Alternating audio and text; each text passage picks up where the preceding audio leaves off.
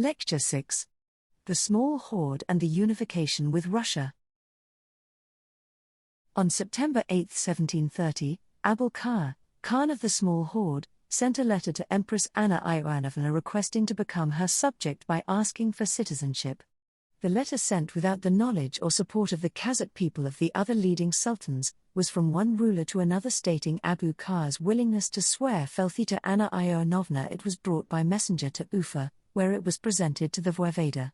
Brigadier Buchholz. He sent it on to St. Petersburg, where it was debated by the College of Foreign Affairs. In early 1731, Anna Ioannovna offered Abul Khayr the same terms of citizenship that had previously been accepted by the Bashkir and Volga Kalmyks, who had pledged themselves to serve the Empress, accepted that Russia was to specify their hunting grounds, and promised to provide safe passage for Russian caravans and merchants. This sworn offer, dated March 26, 1731, was brought in Abul Khayr by Alexander Ivanovich Tevkli, Mirza Kudu Muhammad, a Muslim who served as Tatar translator for the College of Foreign Affairs. The accepting oath was sworn by Abul Khayr, his sons, Nur Ali and Ul, and his deputies, on October 10, 1731. This agreement was mutually advantageous. Abul Khayr offered the possibility of improving his political position as well as of increasing economic stability, for the Cossacks and their neighbors saw that Russia was the superior military force in the region.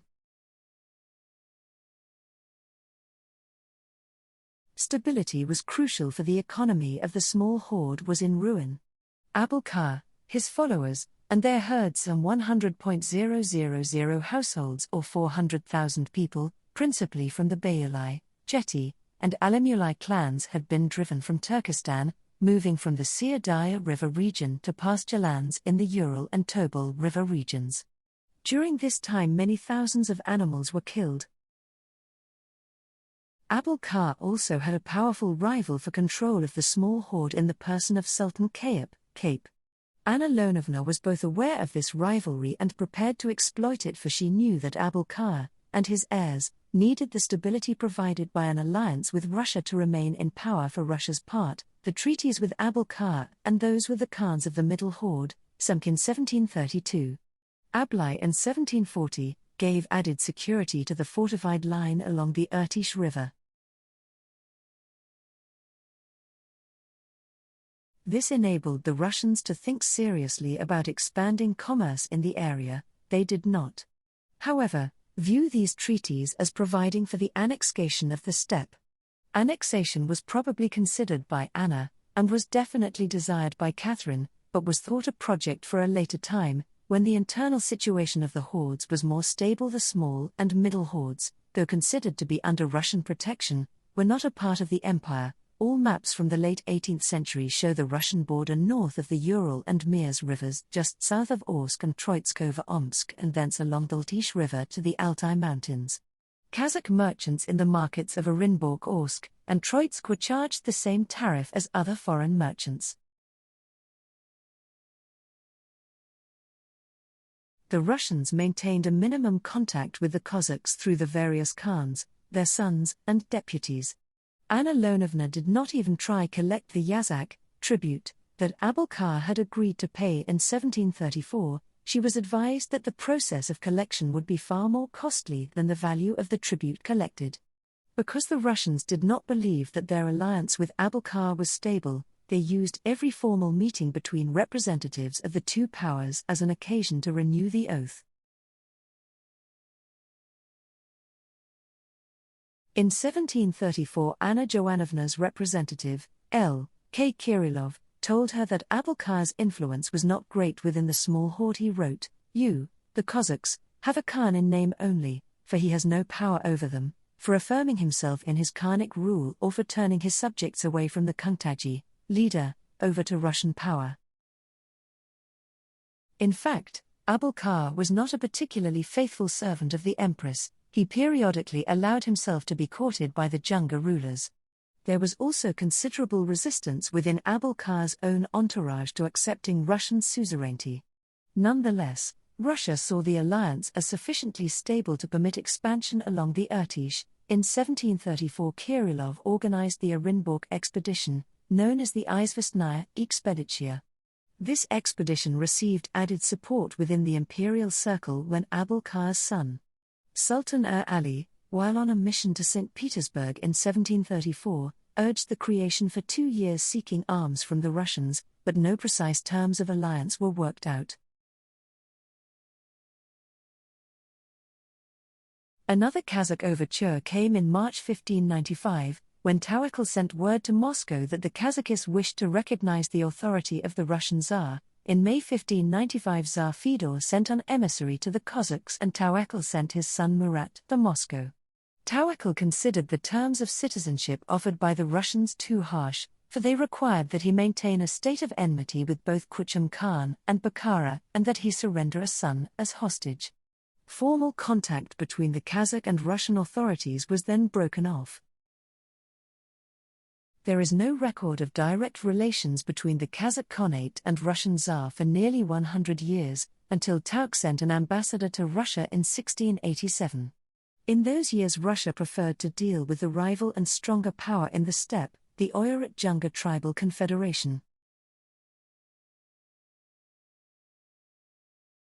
Throughout the 17th century there was nonetheless some limited contact between the Russians and Cossacks. The Russians were greatly expanding their presence in the Urals. The town of Yaitsky Gorodok, Urals, was founded in 1620. In 1645 Mikhail Guri established Guyuf, Gerf, also in the Yaik, later known as the Ural, river region, and the Uik fortified line was built. Russia also conducted limited trade with Central Asia across the Kazakh steppe. One caravan route went from Tobolsk to Central Asia across the Urtis and Lower Ishim rivers, along the Ulu-Tau Mountains to the Sarasu River to Turkestan, thence across the Sir Darya and across the Zarafshan River system to Bukhara. A second route went overland from Astrakhan to Ufa, across the Upper Ural River, through Guyuf, to the Urgiz and Talus rivers, thence along the Alatad Mountains and on to Tashkent. Both routes were long, 75 days from Tobolsk to Bukhara, and trade was costly, since the caravans were subject to the periodic attacks of Kazakh tribesmen who would seize the goods and capture the Russians. In the last quarter of the 17th century these already difficult conditions of trade worsened to near impossibility when the rivalry between Cossacks and Yungas for control of the steppe pastures intensified. Kazakh interest in Russia increased in this period as Tauk realized that Russia was his only potentially effective ally in the Kazakh fight against the Kalmyks of Jungaria. Between 1680 and 1692 Tauk sent 6 separate emissaries to the Russians in Siberia, seeking protection for the Kazakh. During this same period, the late 17th and early 18th centuries, the Russian economy was expanding. The Statistiko Finansovaya Kartina in 1698-1700 shows that one result of this expansion was increased trade with both Cossacks and Kalmyks. However, pacification of the steppe was important less because of the potential of the Cossacks as trading partners than as a necessary precondition for an expansion of Russian trade with Central Asia with the markets of Persia and India. In 1695 a Moscow merchant, Seaman Malinkai, was sent through the Kazakh steppe to investigate how the expansion of Russian influence could best be achieved. Subsequently, in 1714 to 1716, the Buchholz mission to eastern Turkestan traveled along the Urtis River. A second mission was led by Alexander Belovit Sherki. He crossed the Caspian Sea with some 6,600 men and traveled on to Khiva. This alarmed the Khan of Khiva, who, believing a mission of this size was a prelude to Russian attack of his attacked Bekovich Cherkassky and caused the latter to retreat. The Buchholz mission was, rather more successful and resulted in the creation of the Urtis fortified line, begun in 1716 and completed in 1752. The line consisted of 11 fortresses, 33 redoubts, and 42 beacons. The first 3 fortresses at Omsk, 1717, Semipalatinsk, 1718, and Ust-Kamaragorsk, 1720, were built by Buchholz Expedition.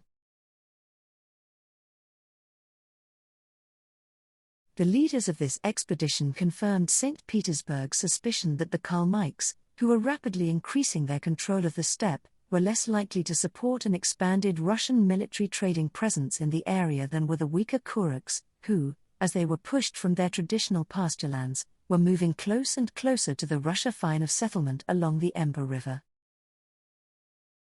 The Cossacks, particularly those of the Small Horde, became dependent upon Russian goodwill for the use of pasturelands along the Emba River. Abul Khayr believed that only with the support of Russia could the Cossacks avoid losing the entire steppe to the Kalmyks.